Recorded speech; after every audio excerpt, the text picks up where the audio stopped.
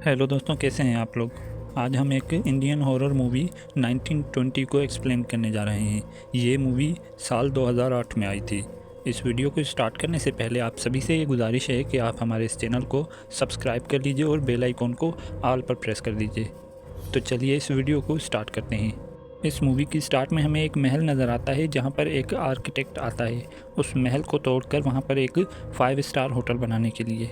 और वहाँ का मैनेजर भी उससे मिलता है और उसे कहता है कि जितना जल्दी हो सके तुम अपना काम स्टार्ट कर दो। फिर वो उसे कहता है कि ठीक है। अब रात के वक्त वो काम कर रहा होता है, तभी उसे कुछ आवाज़ें सुनाई देती हैं। तो वो ये देखने के लिए ऊपर जाता है, पर वो जैसे ही सीढ़ियों से ऊपर पहुंचता है तो वहाँ पर कोई शैतानी ताकत एक शीशा तोड़कर उसके ऊपर गिरा देती है और उसे जान से मार देती है। फिर सीन चेंज होता है और हमें अर्जुन नज़र आता है जो कि एक ब्राह्मण शख्स होता है। फिर हमें लीज़ा नज़र आती है जिससे अर्जुन मोहब्बत करता है और शादी करना चाहता है, लेकिन वो एक क्रिश्चियन होती है, इसलिए उसके ख़ानदान वाले राज़ी नहीं होते। तो वो उसे लेकर वहाँ से भगाकर ले जाने लगता है, लेकिन उसके ख़ानदान वाले उसके सामने आ जाते हैं और वो लीज़ा को मारने की कोशिश करते हैं। तो अर्जुन उनसे अपना नाता तोड़ देता है और वो उनसे कहता है कि अब मैं ब्राह्मण नहीं हूँ, आपके ख़ानदान का नहीं हूँ। तो वो लोग इसे जाने देते हैं। अब अर्जुन उसे लेकर मुंबई आ जाता है।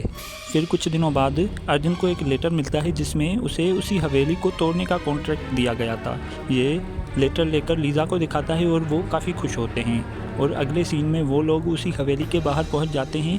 फिर अर्जुन उस हवेली के सारे कमरों को देख रहा होता है, लेकिन एक कमरे की चाबी नहीं लग रही होती और उसे काफ़ी ज़्यादा देर हो जाती है। तो लीज़ा उसके पास आ जाती है और उसे कहती है कि ये नहीं खुल रहा तो इसे छोड़ दो, कल देख लेना इसे।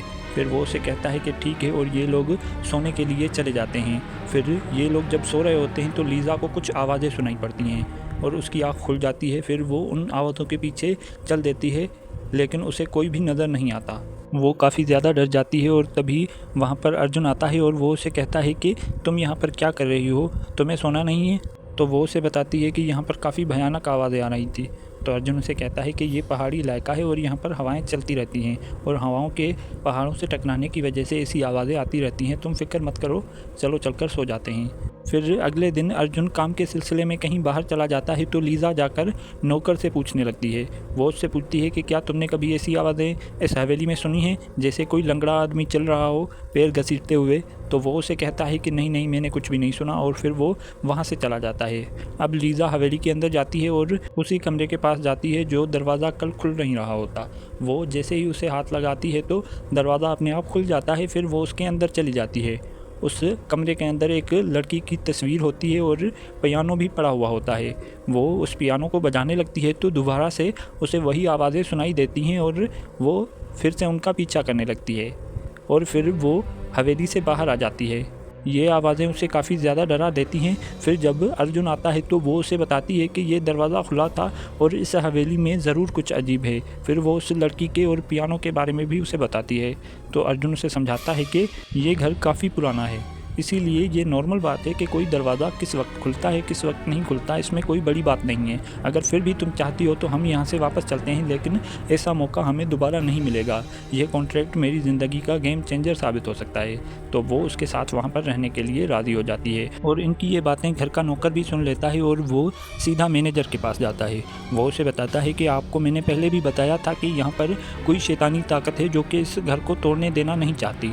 पहले ही 2 आर्किटेक्ट मर चुके हैं, अब ये इन लोगों के पीछे भी पड़ गई है, वो इन लोगों को भी मार देगी, आप उन्हें यहाँ से जाने का कह दीजिए। फिर वो उसे पैसे देकर उसका मुंह बंद करवा देता है और उसे कहता है कि काम जारी रहेगा। फिर अगले सीन में हमें लीज़ा नज़र आती है जो कि उस इलाके में घूम फिर रही होती है। फिर वो एक चर्च के पास जाती है जिसका क्रॉस टेढ़ा होता है। तो वो ये बात फादर को बताती है और उन दोनों की बातचीत शुरू हो जाती है। फिर वो फादर को अपने बारे में सब कुछ बता देती है और उस घर के बारे में भी। तो फादर उससे कहता है कि मैं आकर कभी उस घर को देखना चाहूँगा कि आखिर वहाँ पर क्या चीज़ें हैं जो तुम्हें डरा रही हैं। तो लीज़ा उसे अभी चलने का कहती है तो वो उसे कहता है कि अभी नहीं, जब वक्त आएगा तो मैं खुद ही वहाँ पर आ जाऊँगा। फिर वो जब घर पहुँचती है तो अर्जुन उस कमरे के दरवाजे तोड़वा देता है और वो उसे कहता है कि तुम सही कह रही थी, यहाँ पर पियानो भी है और एक लड़की की तस्वीर भी। फिर अगले सीन में जब लीज़ा उस कमरे में अकेली होती है तो ग्रामोफोन अपने आप चलने लगता है। वो उसे बंद कर वहाँ से जाने वाली होती है तो वो दोबारा से चलने लगता है। फिर से वो आकर उसे बंद करती है तो उसमें से वही आवाज़ें आ रही होती हैं जो उसने पहले सुनी थी। अब वो डर जाती है और उस तस्वीर को देखने लगती है। फिर उसे तस्वीर के नीचे उसका नाम लिखा हुआ नज़र आता है। उस लड़की का नाम होता है गायत्री। फिर वो जैसे ही उस नाम को पढ़ती है तो उसे दूसरी तरफ एक आदमी फांसी पर लटका हुआ नज़र आता है। वो उसे देखकर काफ़ी ज़्यादा घबरा जाती है और वो चिल्लाने लगती है। फिर अगले दिन वो फादर को लेकर आती है उस घर में और फादर जाकर वहाँ पर झाड़ फूँक वगैरह करते हैं। और फिर अगली रात को जब फादर अपने घर पर सो रहे होते हैं तो वो आत्मा फादर के पास पहुँच जाती है और उन्हें परेशान करने लगती है। फिर वो उनके घर के दीवार पर एक निशान बना देती है। तो वो अपने एक सीनियर से जाकर मिलते हैं और वो उन्हें वो निशान दिखाते हैं। तो ये लोग डेविल्स बाइबल खोलते हैं और उसमें से उस निशान को ढूंढने की कोशिश करते हैं। ये निशान उन्हें मिल जाता है और इस निशान का मतलब होता है कि तुम्हारी मौत और मेरी ज़िंदगी। फिर फादर का सीनियर उसे कहता है कि ये आत्मा और इस लड़की के बीच में कोई ना कोई ऐसा कनेक्शन ज़रूर है जिसकी वजह से आत्मा नहीं चाहती कि कोई भी इन दोनों के बीच में आए। ये बात सुनने के बाद फादर फ़ौरन हवेली आ जाते हैं लीज़ा से मिलने के लिए। लेकिन फादर की मुलाकात वहाँ पर उनके नौकर से होती है। वो फादर को बताता है कि वो दोनों तो आज दिल्ली के लिए रवाना हो चुके हैं। तो फादर उसे कहता है कि वो लोग जैसे ही वापस आएँ तो उन्हें ये बता देना कि वो फ़ौरन ही मुझसे आकर मिले, वरना उनकी जान को भी खतरा हो सकता है। तो वो उसे कहता है कि ठीक है। अब दूसरी तरफ हमें यह दिखाया जाता है कि ये लोग दिल्ली जा रहे होते हैं, तभी उन्हें एक ऑफिसर मिलता है। वो उन्हें कहता है कि आप लोगों का यहाँ से निकलना सेफ़ नहीं है क्योंकि आगे इस रास्ते पर दंगे हो रहे हैं। अर्जुन का जाना बहुत ही ज़्यादा ज़रूरी होता है, इसलिए वो लीज़ा को घर जाने का कहता है और वो किसी दूसरे रास्ते से दिल्ली के लिए रवाना हो जाता है। अब लीज़ा जब घर पहुँचती है तो नौकर उसे फादर की बात नहीं बताता और फिर रात हो जाती है तो लीज़ा अपने कमरे में सो रही होती है और वो शैतानी ताकत लीज़ा पर हमला कर देती है। फिर वो उसे घसीटते हुए उसी कमरे में लेकर चली जाती है। अब 2 दिन के बाद जब अर्जुन वापस आता है तो नौकर उसे बताता है कि मैडम कुछ खा पी नहीं रही, वो 2 दिनों से अपने कमरे से बाहर ही नहीं निकली और मैंने डॉक्टर को भी बुलाया था, वो भी उसे चेक कर दवाई देकर यहाँ से चले गए हैं, लेकिन उनकी दवाइयों का भी कोई असर नहीं हो रहा। तो वो उसे कहता है कि दोबारा से डॉक्टर को बुलाओ। अब वो दोबारा से डॉक्टर को बुलाते हैं और डॉक्टर लीज़ा को चेक करने के बाद अर्जुन को ये बताता है कि आज की रात तुम लोग सब्र कर लो, अगर उसकी तबीयत ठीक नहीं होती है तो कल सुबह हमें उसे हॉस्पिटल में शिफ्ट करना होगा। फिर डॉक्टर के जाने के बाद अर्जुन लीज़ा के पास बैठा हुआ होता है तो उसकी आँख लग जाती है। फिर वो जैसे जागता है तो वो लीज़ा को अपने आसपास नहीं देखता। फिर वो उसे ढूंढने के लिए बाहर आ जाता है और वो ये देखकर हैरान हो जाता है कि लीज़ा मरी हुई बिल्ली का गोश्त खा रही होती है। ये देखकर वो काफ़ी ज़्यादा डर जाता है। फिर अगले सीन में हमें फादर नज़र आते हैं जो कि चर्च में होते हैं। वो ये देखकर काफ़ी ज़्यादा डर जाते हैं कि जीसस क्राइस्ट के हाथों से खून निकल रहा होता है। वो ये देखकर समझ जाते हैं कि क्या हो रहा है। तो वो हवेली आ जाते हैं और वहाँ पर एम्बुलेंस को खड़ा देखकर परेशान हो जाते हैं। फिर वो हवेली के अंदर आकर अर्जुन से मिलते हैं और अर्जुन को ये बताते हैं कि तुम मुझे नहीं जानते हो, लेकिन लीज़ा मुझे बहुत अच्छे से जानती है। और फिर वो लीज़ा से मिलने की इजाज़त मांगता है तो अर्जुन उसे इजाज़त दे देता है। अब वो लीज़ा के पास जाता है और उसके सर पर क्रॉस रखता है तो उसके अंदर की शैतानी ताकत बाहर आ जाती है और वो फादर का गला पकड़ लेती है। अब फादर अर्जुन को ये समझाने की कोशिश करते हैं कि लीज़ा के अंदर कोई शैतानी ताकत है, लेकिन डॉक्टर उसे कहता है कि ऐसा कुछ भी नहीं है, ये मल्टीपल पर्सनैलिटी का केस है और ये भूत प्रेत जैसी कोई चीज़ें नहीं होती। फिर डॉक्टर अर्जुन से कहता है कि ये आपकी मर्ज़ी होगी कि आप अपनी बीवी का इलाज कराना चाहते हैं या इनसे झाड़ फूँक करवाना चाहते हैं। तो वो फादर से माफ़ी मांगता है और कहता है कि हमें हमारे हाल पर छोड़ दीजिए, आप यहाँ से जा सकते हैं। फिर ये लोग उसे हॉस्पिटल लेकर आ जाते हैं, लेकिन लीज़ा किसी से भी कंट्रोल नहीं हो पा रही होती। डॉक्टर को भी समझ में नहीं आ रहा होता कि उसे हो क्या रहा है, तो वो उसे नींद की इंजेक्शन लगाने जा रहा होता है तो वो उसका हाथ पकड़ लेती है। फिर वो उसके ख़ानदान के बारे में सब कुछ उसे बताने लगती है तो ये देखकर डॉक्टर काफ़ी ज़्यादा डर जाता है और वहाँ से चला जाता है। फिर अर्जुन डॉक्टर के पास जाता है और डॉक्टर से पूछता है कि क्या आप उसका इलाज कर सकते हैं, तो डॉक्टर उसे मना कर देता है और वो उसे कहता है कि आप अपनी बीवी को ले जा सकते हैं। फिर वो उसे अपने घर लेकर आता है और वो फादर को बुलाता है।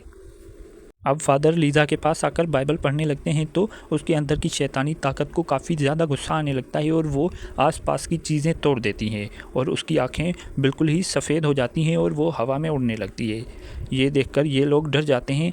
फिर वो शैतान इनसे कहता है कि 4 दिन बाद मैं इस लड़की की आत्मा को अपने साथ लेकर यहाँ से चला जाऊँगा और इसका शरीर यहीं पर रह जाएगा। फिर वो वहाँ से चला जाता है और लीज़ा बेहोश होकर नीचे गिर जाती है। फिर वो नौकर ये देखकर वहाँ से भागकर चला जाता है। अर्जुन उसके पीछे जाता है तो वो उसे बताता है कि ये सब कुछ मेरी वजह से हुआ है। मुझे पता था कि यहाँ पर एक भूत है और आपसे पहले आने वाले 2 आर्किटेक्ट्स को वो मार चुका है पहले ही। ये सब बातें मैंने मैनेजर को भी बताई थी, लेकिन उसने अपनी ज़िद नहीं छोड़ी और इस घर को तोड़ने के लिए आप लोगों को बुलाया।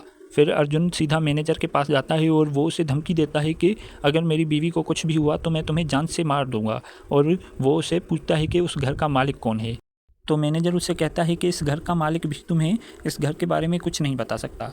तुम्हें इस घर के बारे में एक औरत बता सकती है जो कि 20 साल पहले इस घर में रहा करती थी। अब वो नवानगर में रहती है और उसका नाम है राधा। जिसके बाद अर्जुन लीज़ा को फादर के पास छोड़कर खुद नवानगर के लिए रवाना हो जाता है। अब वो वहाँ पर पहुँचता है तो वहाँ पर वो एक बूढ़ी औरत से मिलता है और वो उसे बताती है कि ये 1957 की बात है जब हिंदुस्तानी फ़ौजियों ने अंग्रेज़ों के ख़िलाफ़ बगावत कर दी थी। उसी वक्त हमारे ठाकुर साहब ने भी हिंदुस्तानी सिपाहियों का साथ दिया था और उनके साथ अंग्रेज़ों से लड़ रहे थे। इसीलिए इस हवेली में सिर्फ हम तीनों ही थे, मैं, मेरी माँ और गायत्री। और एक दिन एक ज़ख्मी फ़ौजी हमारे पास आया और उसने हमें ये बताया कि मैं हिंदुस्तानी सिपाही हूँ और अंग्रेज़ी फ़ौज मेरे पीछे पड़ी हुई है। तो हम लोगों ने उसे घर पर रहने की इजाज़त दे दी। फिर ऐसे ही कुछ दिन गुजर जाते हैं और राधा की माँ को उस पर शक होने लगता है। तो वो बंदूक लेकर उसके पास जाती है और उससे पूछती है कि तुम यहाँ पर क्यों आए हो। तो वो उसे मार देता है और कुएं में फेंक देता है। और फिर राधा और गायत्री को भी उसकी लाश कुएं में नज़र आ जाती है। फिर गायत्री उसके सामान की तलाशी लेती है तो उसे ये पता चल जाता है कि ये असल में अंग्रेज़ों के साथ है और उन तक इन्फॉर्मेशन पहुँचा रहा है। तो वो राधा को एक ख़त देती है और कहती है कि चौधरी साहब की हवेली तक ये ख़त पहुंचा दो। फिर वो वहाँ से भागते हुए जाती है और अगले दिन चौधरी साहब अपने साथियों के साथ इस हवेली में पहुंच जाते हैं और उस गद्दार को फांसी लगा देते हैं। लेकिन मरते हुए वो गायत्री को ये श्राप देता है कि मेरा शरीर तो यहाँ से जा रहा है, लेकिन मेरी आत्मा तब तक यहाँ से नहीं जाएगी जब तक वो तुम्हारी आत्मा को यहाँ से लेकर नहीं जाएगी। और फिर वो उसे बताती है कि उस मौके के बाद गायत्री काफ़ी अकेली रहने लगी और उसकी मौत 18 नवंबर 1896 को हो गई थी। ये बात सुनकर अर्जुन को काफ़ी शौक लगता है क्योंकि उसी दिन लीज़ा पैदा हुई थी। ये बात वो उसे बताता है तो वो उसे कहती है कि लीज़ा कोई और नहीं बल्कि गायत्री का दूसरा जन्म है और आत्मा को पहचान लेती है, इसलिए वो गायत्री की आत्मा को अपने साथ ले जाना चाहता है। फिर वो वापस आकर ये सारी बातें फादर को बताता है तो फादर उसे बताता है कि अब लीज़ा को बचाने का एक ही तरीका बचा है और वो है एग्जोर्सिज्म। तो वो तैयार हो जाता है। अब फादर अपने सीनियर से इसके बारे में बात करता है तो वो उसे कहता है कि बिना बिशप की इजाज़त के तुम एग्जोर्सिज्म नहीं कर सकते। ऐसा करना तुम दोनों के लिए ख़तरनाक हो सकता है, तुम्हारे लिए भी और लीज़ा के लिए भी। लेकिन फादर उसकी बात नहीं सुनता और एग्जोर्सिज्म करने के लिए इनके पास आ जाता है। फिर ये लोग लीज़ा के हाथ बांध देते हैं और फादर एग्जोर्सिज्म शुरू कर देता है। तो थोड़ी देर के बाद लीज़ा अपने हाथ छुड़ाकर वहाँ से भागने लगती है। अब उनका नौकर उसके पीछे जाता है तो सबसे पहले वो उस नौकर को जान से मार देती है। अब वो फादर के पास आती है और वो फादर को भी जान से मार देती है। फिर अकेला अर्जुन ही बचता है और वो उसे भी काफ़ी मारती है और उसे कहती है कि मैं अपनी गायत्री को लेकर जा रहा हूँ यहाँ से, तुम अपनी लीज़ा को कैसे बचाओगे। तो वो उसके पास आने लगता है और उसे गले से लगा लेता है। फिर वो हनुमान चालीसा पढ़ने लगता है। ये सुनकर उस शैतानी ताकत को कुछ होने लगता है और वो उससे दूर होना चाहती है, लेकिन अर्जुन उसे नहीं छोड़ता। फिर वो अपनी पूरी ताकत लगा लेती है, लेकिन फिर भी अर्जुन उसे नहीं छोड़ता। और हनुमान चालीसा जब ख़त्म हो जाती है तो वो आत्मा वहाँ से चली जाती है और लीज़ा ठीक हो जाती है और यहीं पर यह मूवी एंड हो जाती है। दोस्तों, यहाँ पर आप एक पाकिस्तानी ड्रामा हकीकत को देख सकते हैं और इस तरफ देखिए एक Indian horror drama the Zee horror show, और इस तरफ देखिए ईश्वर को ये की एक कहानी इंतज़ार के कुछ एपिसोड। वीडियो को लाइक, शेयर और कमेंट करना ना भूलें। Thanks for watching. और हाँ, चैनल को सब्सक्राइब भी कर देना।